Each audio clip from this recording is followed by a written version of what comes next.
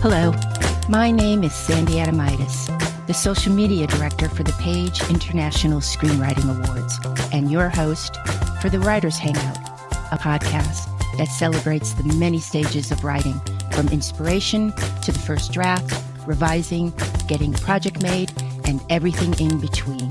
We'll talk to the best and the brightest in the entertainment industry and create a space where you can hang out, learn from the pros, and have fun. We're rolling. Hi, I'm Sandy Adomaitis. Hi, I'm Terry Sampson. And welcome to the Writers Hangout. How was your week, Terry? Pretty good, and yours? My week was very good, but I'm very concerned about myself. Well, no, not very concerned.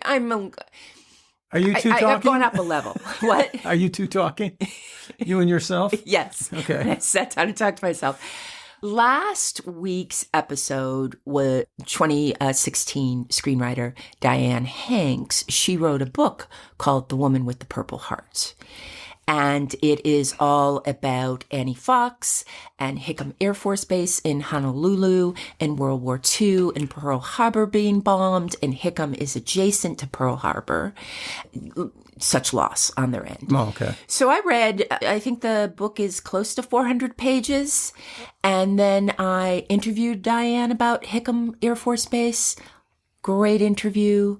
Week later, I'm in my kitchen. Remember the last time I had an epiphany? It was in my bedroom. Okay, so it's a room thing? It's a room thing. Okay. I'm in my kitchen.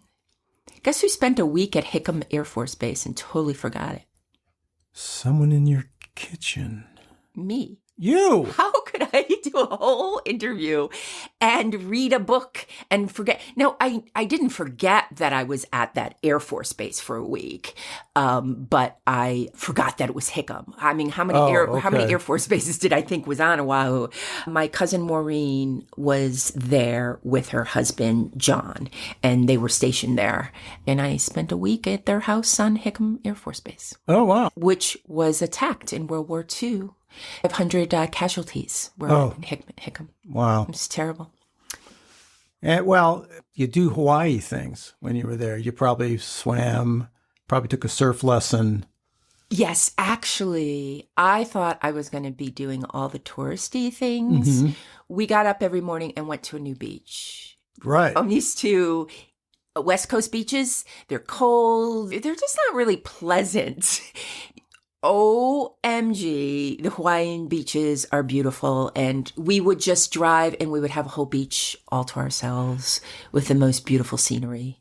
Yeah, my reaction to that, to what you're saying, is that if you go to a beach in Hawaii, my favorite is this huge one in Kauai. Mm-hmm. But if you go, it's the idea is that's what you think an LA beach would be like if you lived not in Los Angeles. Yes. Our beaches are very stark, very flat. I mean, as you go up north, it's rocky. Uh-huh. But Santa Monica beaches, it's just a parking lot to me. Uh-huh. But if you want to talk about a beach that falls into your idea of being perfect, it's in the Hawaiian Islands. It's in Hawaii, yes, yes. On a sad note, we lost a legend this week. Norman Lear, who was 101, died Tuesday night. Norman Lear was the writer, director, and producer who revolutionized comedy and television. He died Tuesday night in his sleep, surrounded by his family at his home in Los Angeles. I felt we should take a moment and honor this man. Yeah, great. He really changed television.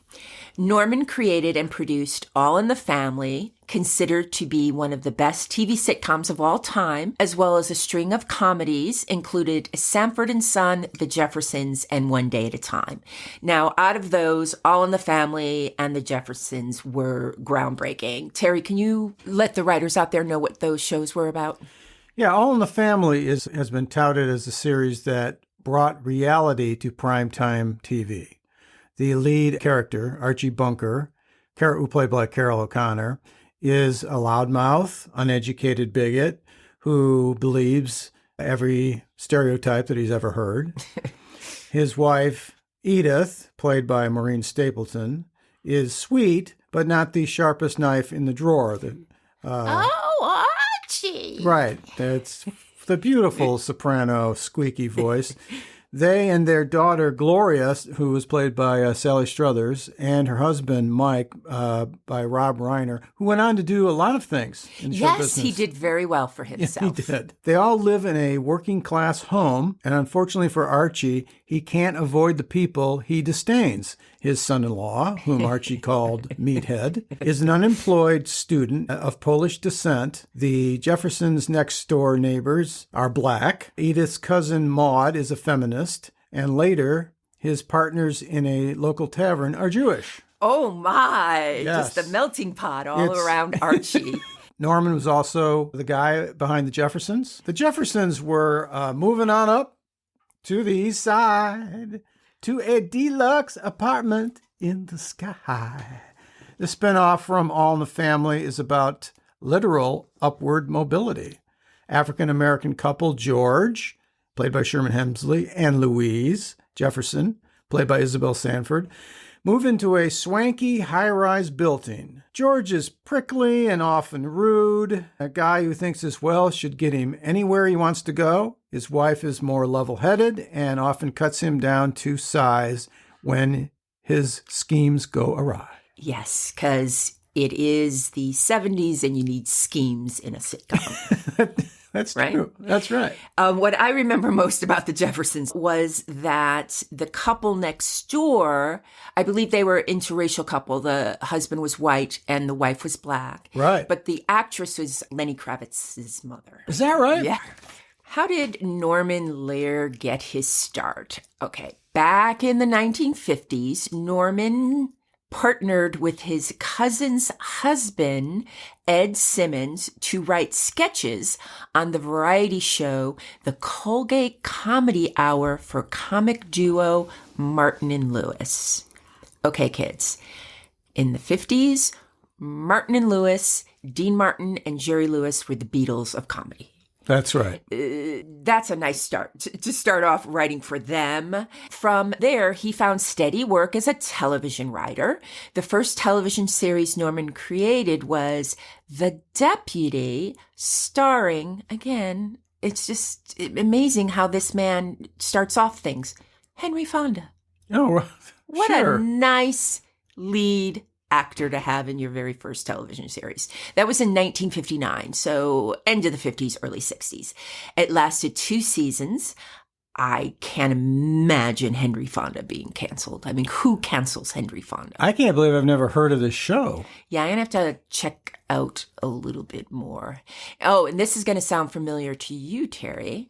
Next up, for Norman, writing and producing movies, including Come Blow Your Horn. Right. Which ended up being Heaven Can Wait. We talked about in the episode The Big Idea. Right. So go back and listen to that. Yeah. And Divorce American Style. Oh, that was his? Great. The 70s. This is Norman's pinnacle. He will go on to transform over the course of that decade television. It starts in 1971 with All in the Family. Again, the groundbreaking comedy used to tackle taboo subjects such as racism, gay rights, and abortion. It won 2 Emmys. Wow. That is very impressive. Following All in the Family, Norman made a number of other iconic sitcoms, including Maude, Sanford and Son, The Jeffersons, and One Day at a Time. Norman Lear believed in the value of writing. Just 6 months before his death, he showed solidarity with the then striking WGA writers with a message on Instagram.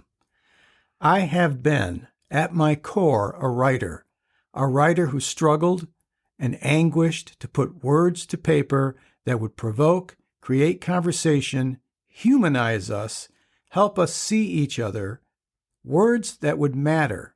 I wrote in the very first year of television when writers were revered. I now watch talented writers struggle to earn a living wage without the path to a career like mine. He's saying a lot there, and I agree. I just see how hard it is and how hard the writers are struggling these days. But then again, they have avenues open to them that weren't available in Norman Lear's day. Lear was behind many TV series, whether in writing, producing, and or developing capacity, including, I'm going to list them in years, All in the Family, 1971, Maude, 1971, Sanford and Son, 1972, The Jeffersons, 1975, One Day at a Time, 1975, Mary Hart, 1976, Good Times, 1979, The Facts of Life. Do we have Norman to thank for George Clooney? That is just hit after hit, year after year after year. What movies did Norman Lear produce? In the mid-'80s, Lear formed the production company Act 3 Communications. So I would say it's his third act, he was thinking? Yeah. Which produced films including Rob Reiner's The Sure Thing. Do you remember that movie by any chance? I don't. John Cusack is in school back east right before Christmas break, and his friend is going to go visit his friend at UCLA, and he says there's this really hot girl there. It's a sure thing. You just got to get there. So John Cusack hooks up with Daphne Zunegi, is that her name? A very preppy girl. Mm-hmm. And she's driving cross country. So they decide to drive cross country together. Of course. See, just a cute movie. Sure Thing, Stand By Me. Oh, wow. The Princess Bride. Good third act. That's a good third act. Now, I came across an article by Rhonda Gerlich from the New York Times, and she wrote about Norman that I would like to read. She wrote this on December 7th, 2023. Amid the 1970s television landscape selling obvious sex and youth, Norman Lear understood the magnetism of older, everyday women. Mr. Lear, who died Tuesday at 101, has long gotten credit for being the first to train the television spotlight on issues of racism and class, war and poverty, to create plots centered on hot-button feminist issues such as equal pay or abortion. He deserves all of those accolades. But little has been said about much quieter feminism expressed simply through his choice of leading ladies and their characters. Mr. Lear made stars out of gifted midlife actresses without requiring them to look 20 years younger than they were. Instead, he made these women the focal point of important conversations, granting them dignity and gravitas and humor that was never cruel or at their expense. Amid the 1970s, television's landscape of sexy pinups, Farrah Fawcett, Suzanne Summers, beautiful superheroes, Linda Carter in Wonder Woman, Lindsay Wagner in The Bionic Woman, and relatable but thin and gorgeous heroines like Mary Tyler Moore, Mr. Lear's leading ladies stood out there for their sheer everydayness. Edith Bunker, Maude Finley, Louise Jefferson, and Florida Evans were all middle or working class middle-aged women, attractive but hardly supermodels. Over the years of their series, the actresses who played their roles ranged in age from their late 40s to their late 60s. They wore regular clothes on their regular bodies, simple dresses with tie belts, housecoats, or tunic pantsuits, varied slightly to reflect their character's social status. Outfits any audience member might find in a department store. Their hair and makeup were unobtrusive. Yet within these parameters lay real power. In their unflashy outfits, they had a commanding appeal different from and more enduring than that of all the bikini and evening gown-clad glamour girls of the era.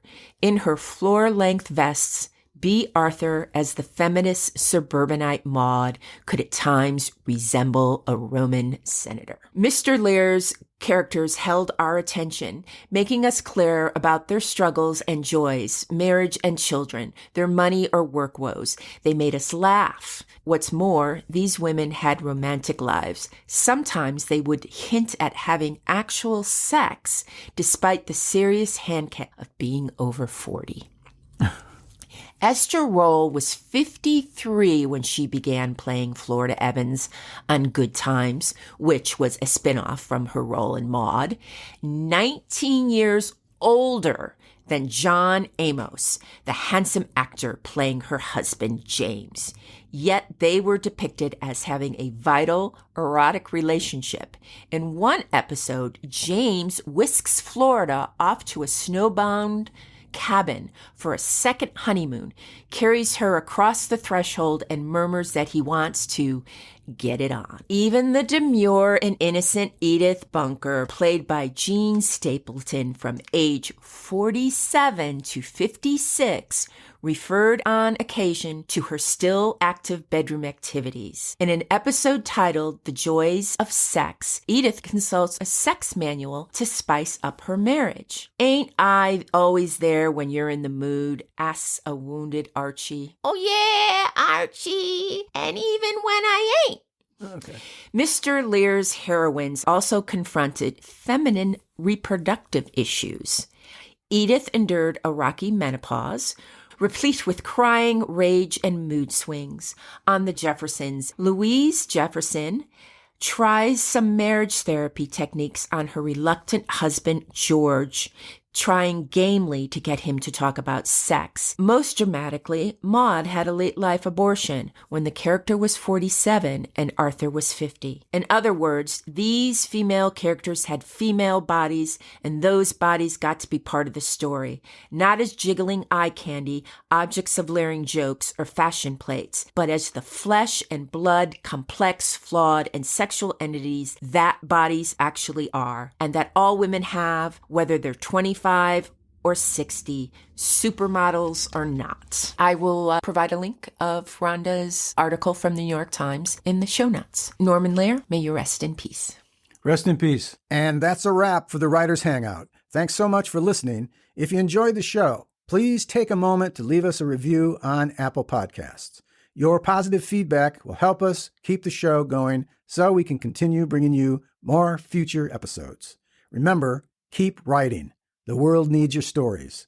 The Writers Hangout is sponsored by the Page International Screenwriting Awards, with executive producer Kristin Overn, producers Sandy Adomaitis, and myself, Terry Sampson. And our music is composed by Ethan Stoller.